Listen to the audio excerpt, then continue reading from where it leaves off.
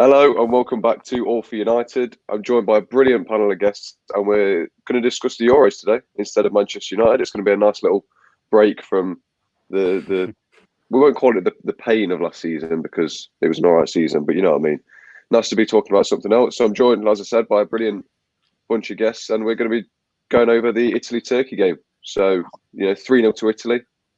The game started out pretty even, I think. It was 0-0 at half time. Neither side looking like scoring, and suddenly Italy just turned it on second half, 3 goals, won the match. So I'll come to you first, Benny. How impressed were you with Italy? First half, mate, I wasn't that impressed, to be fair. I was just, I was thinking, this game's a bit of a drab one, to be fair. First half, I was like, and I have to hold my hands up because I work nights. I actually fell asleep during the first half. My bad, but Jermaine Genas's co-commentary drove me to sleep because it was boring the pants off me. But luckily, I woke up for the second half, which was a lot more entertaining. And all I can say is, I think Stu Woolley yesterday said Turkey was his dark horses. I think Italy have just blown that straight out of the water. Very surprised how lackluster they were at the back. Turkey, I believe they conceded less goals in their qualifying group, and that group contained France as well. And then they conceded the less goals out of any of those teams when they finished second in that group. So it really surprised me how awkward they looked in the second half defensively. They looked really shaky, especially when the own goal went in, and they just seemed to fall to bits a little bit. It was like there was nobody commanding at the back. It seemed to fall. As soon as that own goal went in, it just fell apart for him, really. And Italy just proving what an absolute machine they are under Roberto Mancini as well. Is really got them playing. At the minute, I think I can't remember how many games they've gone unbeaten now, but it's definitely well into the 20s or something. And they look really good. They look really good. I just think it was probably, just took them a little bit of time to settle in. The first half, as I said, wasn't the most inspiring game of football you'd ever see in your life. But as soon as they got the goal, albeit it was an own goal, as soon as they got the goal, got the nose in front, it was just straightforward for him. And he's got the motor and he's got them really believing in themselves again, the manager. So it's got a big credit to him because Italy, before he took charge, were in a bit of a doldrums, weren't they? They were looking all over the place, and they weren't like the Italy of old, and people were writing them off. So you've got to give their manager a huge amount of credit. But as I said, I think Turkey imploded more than anything, especially at the back. They just looked shaky. As soon as the first goal went in, they looked shaky as anything. There was no leadership at the back. And very little going forward as well from Turkey. I know they had a couple of chances in the game, but nothing that really troubled Italy too much. So, yeah, it was an easy, comfortable win, I'd say, for Italy, especially in the second half. It was a comfortable game for them. Yeah, it's interesting you mentioned about sort of Turkey imploding because they were a lot of people's dark horses, weren't they, before the tournament began? You had a lot of fans and experts alike saying that this is a team that could go far. So I'll come to you, Simon. Was this a case of Italy playing exceptionally well in the second half, or was it a case of Turkey just sort of shooting themselves in the foot? I think the latter, really, weren't it? They just, like they said on commentary loads of times, didn't they? They just looked knackered and they were standing off and giving Italy space, and Italy will pass it to death. So I think we know that, and they just. I mean, Italy are really functional, aren't they? They've got a decent team without like really what you call any superstars or anything, but they work well as a unit. And even when the subs came on, like they didn't really miss a beat, did they? Apart from I think they lost a little bit on the left when Berardi went off, or the right, sorry. But yeah, just like the third goal was just indicative of the performance, really, weren't it? They just gifted Italy the ball, and Insigne puts it away. So yeah, I think it is more a case of Turkey imploding and less so Italy being absolutely amazing. But I think Italy are strong. I think they said on the commentary that was the first time they scored more than 2 in a European Championship finals, which is it kind of just demonstrates how functional they are. They just get the job done. But I think they look a little bit more than that this time. Yeah, I can't help but agree with you. I think from an England point of view, it's sort of worrying seeing them play so well. But I'll come to you, Rusty. It's brilliant to have you on the channel. It's been a while since I've been on a show with you. What are your thoughts on Turkey? You know, came into this tournament with high expectations. Do you think they can recover from this? I'm not sure if they can recover, to be honest. I know it's really early to be saying such a statement like that, but they were my dark horses as well. I really thought they were going to give Italy a tougher game than they did last night. And in the first half, Turkey looked so well oiled, so well drilled. Like Immobile he had to take long shots from like 25, 30 yards and being restricted to that, trying to play it out wide, putting the ball over the top was like kind of like petered out near the end of the first half. And I thought, I'll tell you what, I was right about Turkey. I've got this, bang on. It's second half, they're going to step it up a little bit, not sit as deep. And Yilmaz is going to get on the ball. He's going to score that one goal. They're going to shut up shop again, and it's going to be 1-0. But in the second half, like the Azzurri just like announced himself at 2020, didn't they? They were just, they were good. I'm not going to say no magnificent, because I've always been a bit bitter towards the Italians when it comes to international football, so I can't laud that much praise on them anyway. I think they'll get out of the group now, obviously. I think they'll win the group. I had them to win the group anyway, even though Turkey were my dark horses. I had Italy to win the group. I think they can get last 16, maybe quarterfinals now, but I don't see them being a contender to win it. People were saying Italy are dark horses. I was like, Italy can't really be dark horses. You can't have a team expected to win their group being dark horses. But second half, they did. They just started, the minute that own goal went in, they turned them apart. Because I thought Turkey have got to turn it on now. They've got to find something new. But Turkey didn't have something new. Turkey simply know how to defend really well and smash and grab. And I don't think they're any more than that. So that's why I think they might struggle to get out of that group now as well. So yeah, it's a fair point. I think. I'll come to you then, Benny. What do you think the reason was for this Turkey downfall? Because it's a very strong squad. I think it is a fairly youthful squad though. So do you think it's just sort of inexperience and naivety? Because all 3 goals from Italy did come from Turkey mistakes, and you can't be doing that at a major international tournament. So what do you think the reason was? It probably, as you say, maybe a lack of experience in the side, a lack of leadership, maybe, especially at the back. Because as I said, they imploded, really, didn't they? As you said, it was mistakes from themselves that have gifted Italy the victory. You know, I do think they'll sharpen up the next two fixtures. They've got to, especially if they want to get out of the group. But I expected so much more from them, you know, and it baffles me why they imploded so easily in the second half. But I think you've hit the nail on the head, really, when you maybe the lack of experience, the lack of leadership in there on the field.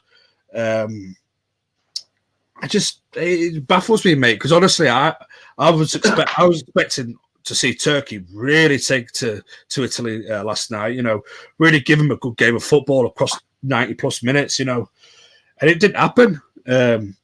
First half, I think it was even Stevens, really. You know, between both sides. Second half, you know, Italy sort of pressed a little bit more and forced the mistakes, forced the errors at the back.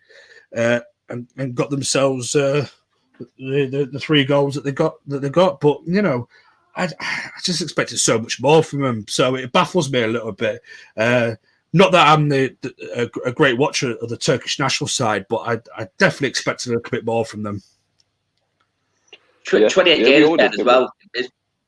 28 games unbeaten, Ben. You're asking me if I thought it was 26. Just check then. 28 games. So right. I thought it was 20, around the 28 mark, the 20 odd mark. Pretty anyway. Impressive. It is pretty impressive, to be fair. Yeah, they were going on a really impressive run, weren't they? Because in this run, they'd not lost to the likes of, you know, France. I think Germany were in there. There's some real top caliber teams that Turkey had managed to hold off. We'll come to you, Simon. Obviously, it's a big feat by Italy, given what we've just said, to get that result against Turkey. So do you think that sort of this result will not only give them confidence to build on, but do you think this sort of underlines their status as one of the tournament favourites? Maybe a little bit, but I mean, they had home advantage last night. I don't know if they're playing most of their games in Italy or not. I'm not sure where they're playing. Like, I know obviously England are playing at Wembley all the time, so I don't know if it's the same for them. But I'd still have worries for them really in games against the real top sides. Like, I'd be, if I was Italy, I'd be scared of France's forward line just for pace and stuff like that. And you're looking at Chiellini and Bonucci at the back. I mean, it's quite an old centre back pairing, isn't it? So you'd be fearing from in that sense. But they can control games, so if they don't get caught at the back and with pacing behind, then they might stand a chance. But I think there's a lot more stronger teams. But I wouldn't be surprised if they're in the semis, quarterfinals even. But yeah, I don't think they're necessarily one of the favourites as such. But that might come back to bite me on the arse.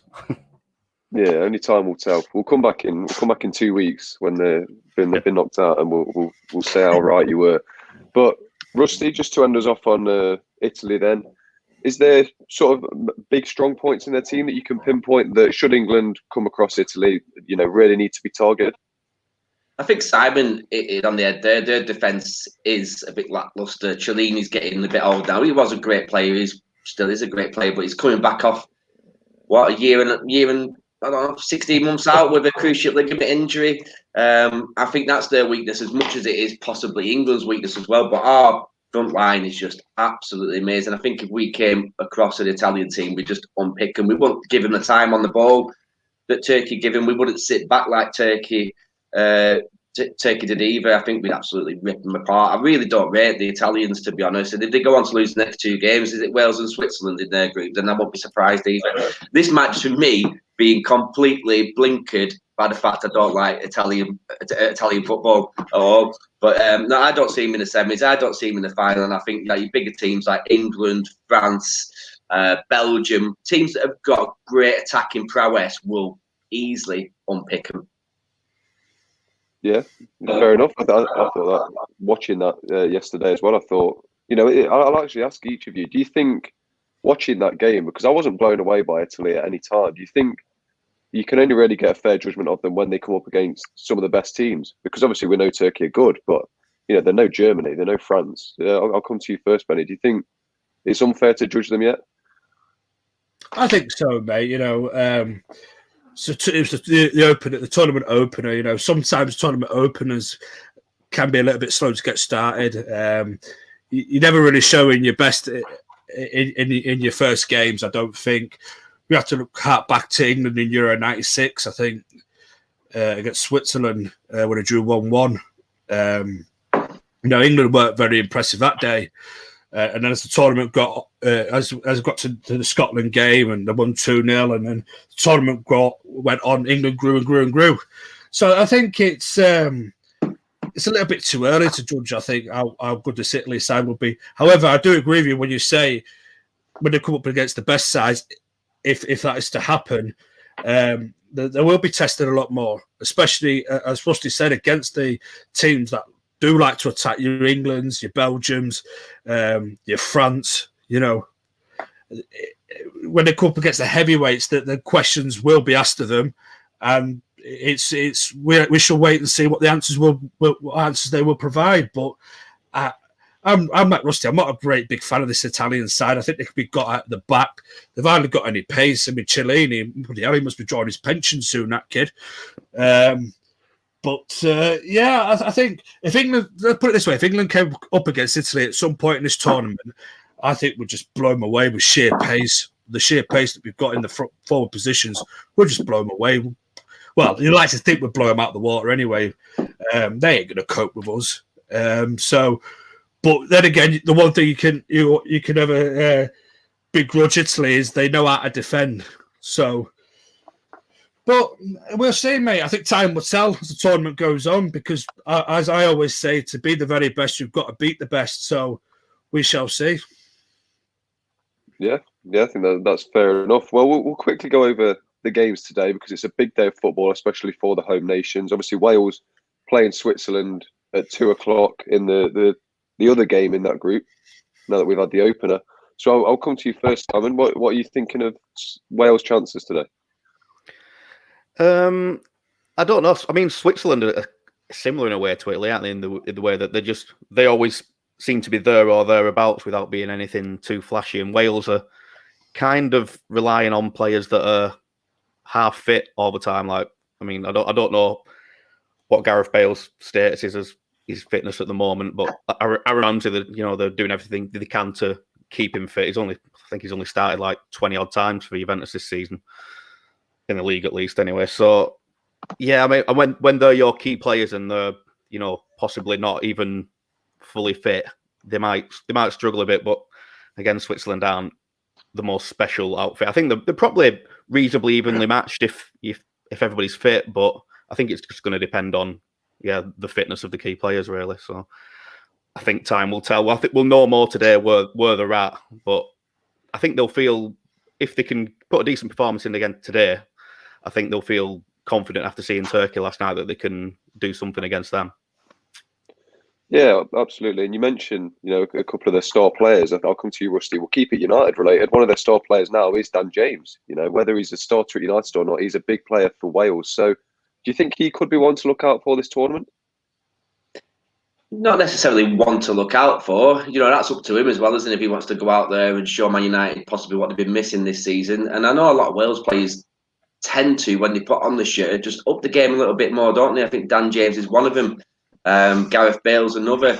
But I think it'd be instrumental for him. He's a fast, he's nippy. His decision making is a bit lackluster, isn't he? You know what I mean? One too many touches. I suppose some of the games he played in the second half of the season, he looked better with his decision making. But yeah, we'll see how he goes on. But for me, with Wales, Gareth Bale's coming off the back of a really good finish to the end of the season, isn't he? So he could be massive for him. He's one of them players. If he turns up at Euro 2020, he could pull them through that group on his own.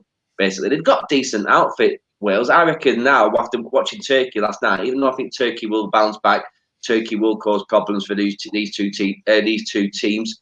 I think Wales now have got a chance of getting out. Like Switzerland, they've got some decent players. Let's not forget about, like, they've got Grant Xhaka, Shaqiri, Rodriguez. They've got some really good players. But I think on a balance of things, Wales have got the better outfit for me. And I reckon lots of goals in this game today. I reckon two open, flowing kind of teams that like to attack and they like to play the ball down the flanks. Both of them do. It could be an interesting game. Lots of goals and lots of corners today. So if you're a betting person, get on the corners today. I think there'll be lots of fun. Right. Anyone who does put that bet on and it doesn't come in, don't blame us, blame Rusty. But just to round us off for this game, Benny, is there anyone from Switzerland that we particularly need to look out for? There's the obvious ones as Shaqiri, but is there anyone in that squad that you think could cause Wales problems? Probably I look at it like your Shaqiri's. I still think he's a really decent player. Again, I'm not the most clued up on Swiss football, so I'm probably the wrong person to ask that question, to be fair. But I'm with Rusty. I think it should be a really, really decent game. This and I know I'm not going to talk about the question that you posed to me, but I want to just talk about Wales' manager, Robert Page. The guy came in, was it about 18 months ago, maybe, when Ryan Giggs sort of stepped aside, and I think he's done an absolute terrific job for Wales. He's definitely got them playing decent football for a Welsh team, and he's got them believing as well. I don't think this Welsh team will shock like they were under Chris Coleman when they went to the semis? It was semis, wasn't it? But I do think they'll do quite well in this group, and I think the Swiss have got to be really, really switched on because I think Wales could cause them a whole load of problems, and Page is going to have them set up to really have a good go at Switzerland, I believe. He's done a really good job, and not a lot's been said about him because he's just been quietly going under the radar. But he's done a terrific job since Ryan Giggs sort of stepped aside. I think it was about, as I said, 18 months ago. So, and I think this could be. We was on about Cristiano Ronaldo's last hurrah in a tournament yesterday. I think it's Gareth Bale's last hurrah, and I think Gareth Bale, I think, loves playing for Wales more than he does maybe his clubs. So I think that this could be a tournament where Gareth Bale might, just think, this is my last sort of opportunity on a big grand international stage where I can show what I've still got a little bit left in the tank. So I won't write Gareth Bale off yet either, you know, to lead Wales out of this group at the very, very least. And I think Dan James as well has got a point to prove, you know, and hopefully without that pressure play for Manchester United, he goes out there and he shows people what he's all about, you know. And I'm just hoping that somewhere Wales are comfortable and we can say Dylan Levitt get on the pitch as well. Even if it's just for a 5-minute cameo or something, that'd be good from a United point of view. But yeah, you know, I just thought I'd just shout the manager out just a little bit because I don't think people have spoken about him much, you know, and I think he's done very, very well since Ryan Giggs sort of stepped aside 18 months ago, as I said, like, you know, and he deserves huge credit for getting Wales to where they are now and getting Wales playing some reasonably decent football. Yeah, absolutely. It's good to see Wales in international tournaments as well, isn't it? You always want to be playing against sort of the home nations. But yeah, it's worth noting as well, Gareth Bale, he's not happy at Real Madrid. Could he be playing for a move? Is that some sort of alternate motivation for him? But I'll answer your question. I'll answer the question I gave to you then. I'll say look out for Seferovic, the striker. He's pretty lethal. He's hit and miss. So if he's in a hot form this summer, I think he could fire Switzerland out of this group. But plays for Benfica. He's a tall, traditional striker. So yeah, look out for him. But we'll talk about. I don't think there's much point going over Denmark, Finland. I think there's not too much to be said about that game. It'll be sort of. I think that. Oh, nice one, James. I've literally done loads of like notes about the Denmark Finland game. And you just. I'll put you on the screen. You've got the next half an hour to talk about Denmark, Finland. Oh, I can do half an hour on Denmark and Finland, easy. The only reason I'm skipping over Denmark and Finland is because one of the genuine tournament favourites are playing tonight in Belgium. They've got a big game against Russia tonight, so yeah, it's a massive game. It'll be really interesting to see what this Belgium outfit are all about. So, Rushdie, I'll come to you first. You know, what are you expecting from this Belgium team? Well, obviously, it's the golden generation for them, isn't it? People have been expecting for the past 6 to 8 years. Is it the last chance? Do you know what I mean? Is it the final dance for them, or have they really got a new generation of talent coming through? But I think it's fair to say what the talent they've got here and now is good enough to go on and win it if they can all come out and perform. The thing is, obviously, you've got likes of Lukaku, Tielemans, Hazard. If you get Hazard playing, that's a big one for them, isn't it? You know what I mean? He's underperforming for Real Madrid. He looks a bit overweight, doesn't he? And a bit sluggish. Which I heard, I was watching a preview the other day, which obviously at that level you just can't be. You've got to look after yourself, haven't you? You've got to be a machine, which he just has to seem up to. Maybe he's just not happy at Real Madrid, I don't know, and he might come to fruition at Euro 2020. But they're dangerous everywhere. They've got a great defence, they've got a great keeper, they've got a creative midfield, they've got a great front line. I think on their day they could destroy absolutely anyone apart from Wales, who obviously knocked them out in the last Euros, didn't they? With that 1-0. Who was the manager back then? Coleman, wasn't it? Coleman, yeah. Which was just absolutely no one even thought about you. Like, well done, Wales. You've done well to get this far, and then they just surprised them. But for me, yeah, Belgium have got to be one of the front runners if they start strong tonight against a tough, resilient Russian team. Yes, it's worth noting the quality of Russia because they get overlooked often, but they've got some very good international tournament performances under their belt. You know, the Euro 2008 springs to mind where they knocked the Dutch out, and then obviously the World Cup in Russia where they were unfortunate to get knocked out by Croatia in the quarterfinals. But Simon, I'll ask you: do you see Belgium as massive favourites, and is there any chance of an upset from Russia tonight? I wouldn't be expecting an upset tonight. No, I mean, is it confirmed that De Bruyne is out tonight? I'm sure. Yeah, I don't. I thought he wasn't playing until sort of game week 3. Yeah. Well, I can imagine with his injury and everything. I mean, they'll miss him, but they've got a decent depth. You know, not quite as strong in depth-wise as maybe France and possibly us as well.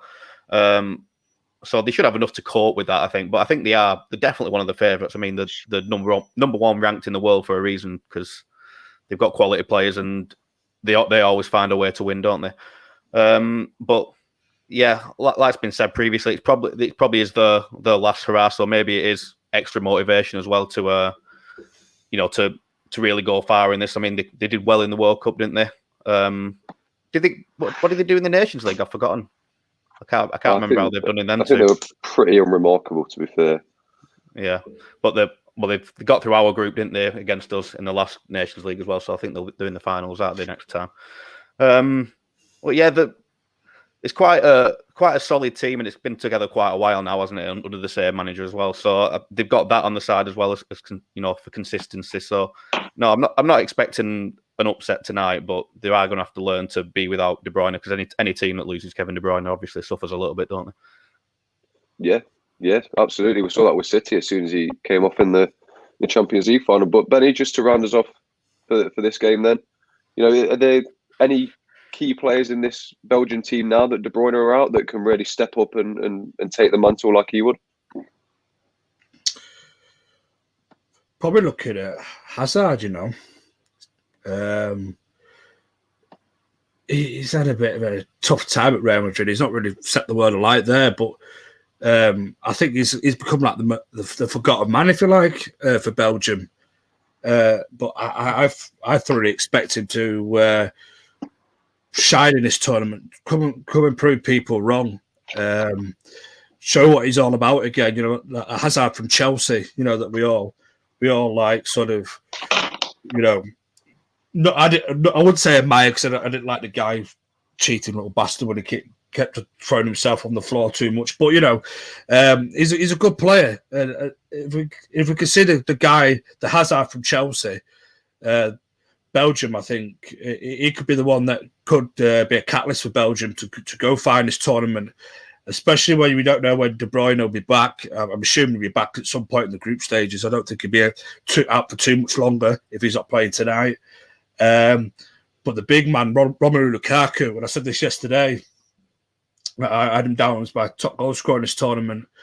I think this guy is since he's gone to Inter, is in a rich vein of form, and he's again another one, someone that's got something to prove, maybe, to people, especially to people that watch English football.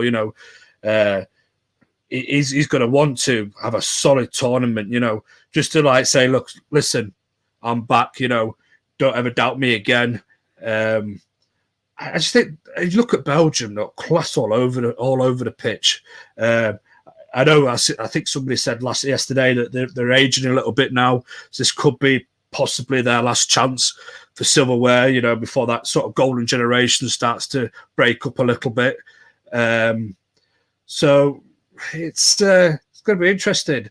I do think Russia, though, is going to be quite hard to break down. I think Rusty's right, but I was looking at now, a lot of the Russian players all played in their own league, Russian leagues, where it used to be Russian teams. You had the players used to play all over the place, in various different leagues across Europe. But I'm just looking at a lot of their team now, that a lot of them are playing in their own country leagues for like Lokomotiv and CSKA. So I think it's going to be a very, very interesting game now. Can they break down a team that's going to be a resilient unit like the Russians? The Russians ain't going to be no pushover, I don't think. They're going to be testing Belgium and asking Belgium a lot of questions as well tonight. I really do think that. I think it's going to be a really good game of football. But I just can't see past a Belgian victory. Belgium should win it. It just depends if they struggle to break down Russia. Because if they struggle to break down Russia stay compact and tight, and then you probably see Belgium struggle. But however, I can't see it. I think Belgium is going to go out and absolutely find a way round the Russians. And I just think they'll have too much in the tank. I think, as I said, Hazard, you'll probably start seeing the Hazard playing some decent football again. You'll see Lukaku really itching for some goals. Tielemans is a quality player. I love the guy. And to be fair, you want a player that sort of maybe, shock someone this tournament. And when I say shock somebody, I don't mean in a bad way, but in a good way. It could be Tielemans, He could really sort of put his name out there in terms of in the top statures of European football. And we all know he's a good player, and I know the Belgians know he's a good player, but he's not one of those names that when people go, oh, who do you think's going to light up the tournament? He's not one of them that rolls off the tongue straight away, but this could be his chance, though, He's a terrific player, so we shall see, mate. It should be a really good one, that one. That's the one I'm looking forward to today, as well as the Wales match. Yeah, me too. Hoping for some really good games, but that's enough Euros talk for now. We are a United channel, so we'll switch it back to United. Oh, Scott, Musty's got a point. He's on mute, Musty or a mute, pal? I muted myself because I was talking about you all whilst... just before we move on for the Euros, I just want to say, because obviously we did talk about Denmark and Finland, and I really want to talk about Denmark and Finland.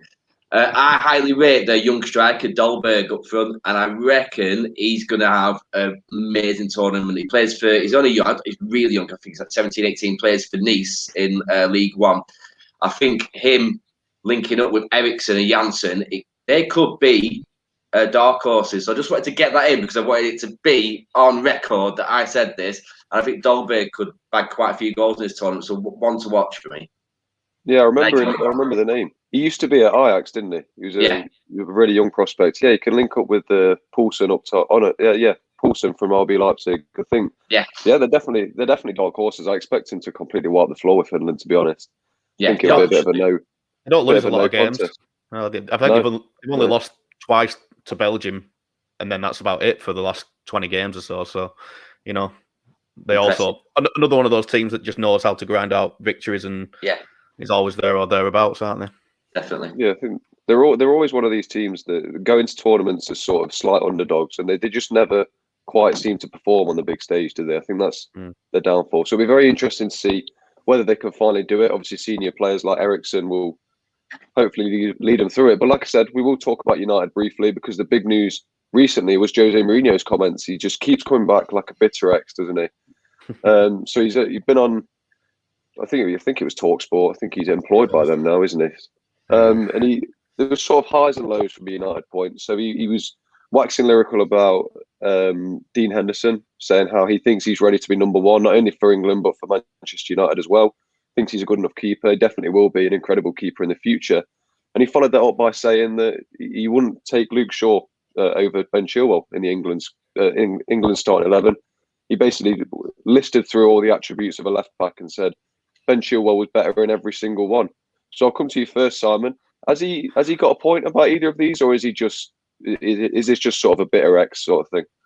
I think it's definitely the bitter ex sort of thing, isn't it? It's just Luke Shaw and Dean Henderson are completely different personalities, and one of them would work well under Jose Mourinho, and one of them obviously didn't. Luke Shaw needs a different sort of management, and it's not Jose Mourinho sort of management, whereas Henderson's got that confidence, that arrogance that Jose Mourinho likes. So he was telling the story, weren't he, about Henderson demanding to go out on loan when Mourinho first took charge, and he went to Shrewsbury and said when he comes back he's going to be number one, and that's the sort of thing that Mourinho's going to love. Whereas with Luke Shaw, it just didn't work for the few years he was there. He just didn't like him, did he? And he couldn't wait to say that about Luke Shaw when he was listing that team on TalkSport yesterday. Like, purposely left the left back spot till last just to drop the big, I'm not going to pick Luke Shaw. And it was just, I don't know. I'm not going to say pathetic because I didn't mind Jose in periods, but he obviously went very toxic towards the end. But he knows what he's doing, doesn't he? And yeah, there's a reason he's on TalkSport as well this summer, isn't it? I think there's a little bit of shock value there, isn't there, in what he said. I mean, I don't think anybody can argue with Luke Shaw's season at all. I mean, Chilwell had a good Champions League final and arguably a good end to the season, but all season long consistency from Luke Shaw. He's in most people's 11 for England tomorrow. So yeah, I just think it was not pathetic, but bitter is probably the word for it. Yeah, definitely. I think it says a lot about Mourinho. He's gone from the best manager in the world to now just trying to come up with statements that will get the most clicks for a radio show. I think that's just testament to his downfall recently. But Benny, do you think this statement came more out of embarrassment for Mourinho because he, publicly outed Luke Shaw as someone during his time at United? He used him as a bit of a scapegoat at times, saying, he's not at the level, his fitness levels will never be there. He's not a United sort of standard player, and now he's arguably one of the best left backs in the world, proving Mourinho wrong. Do you think this is just all out of embarrassment?